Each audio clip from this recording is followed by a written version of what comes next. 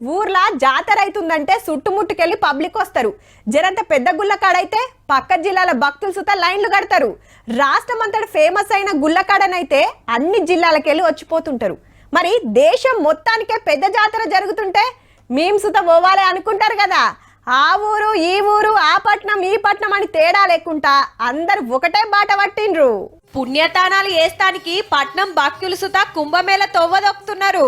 దినం హైదరాబాద్కి వెళ్లి కార్లు కట్టుకొని పోయేటోళ్ళు గాక ప్రైవేటు బస్సులే రోజుకు 30కి మీద పోతున్నాయంటే చూడుర్రి. నాన్ ఏసీ బస్సు అయితే 2000, ఏసీ బస్సు అయితే 3000 ఒక్కరికి తీసుకుంటున్నారట. ఇది ఓతానికే, వాపస్ వస్తానికి మళ్ళా ఛార్జీ అలాగ్. చాలా మంది ప్యాకేజీలు మాట్లాడుకొని 4-5 రోజులు టూర్ల కింద పోయొస్తున్నారట. గిట్లనే ఆడకట్టుకుండేటోళ్ళు అపార్ట్మెంట్లలో ఉండేటోళ్ళు ఓ 10-20 మంది జమ అవుతున్నారు. ఓ బస్సు మాట్లాడుకొని బయలుతున్నారు. 5 days ప్యాకేజ్ ఉంటుంది.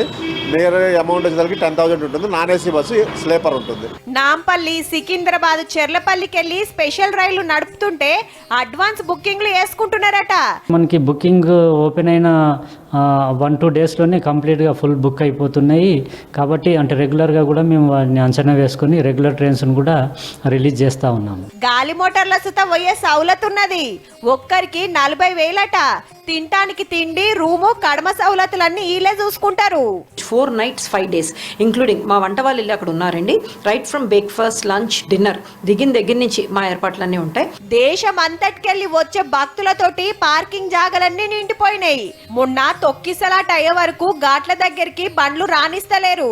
ప్రయాగ్రాజ్ అవతలనే 2 లక్షల ప్రైవేటు బండ్లు ఆపేస్తే ఆడికెళ్ళి 30 కిలోమీటర్లు నడవాల్సి వస్తున్నదట. సోమవారం నాడు వసంత పంచమి, కోట్ల మంది వస్తారు కాబట్టి మొన్నటి లెక్క మళ్ళా తక్లీఫ్ కావద్దని సెక్యూరిటీ టైట్ చేసిండ్రన్నట్టు. ఇయాల్టికి 3 వారాలు షురువయ్యి అప్పుడే 32 కోట్లు దాటిండ్రు. ఈ నెల 26 వరకు 50 కోట్లు అల్కగా దాటుతుండొచ్చురు.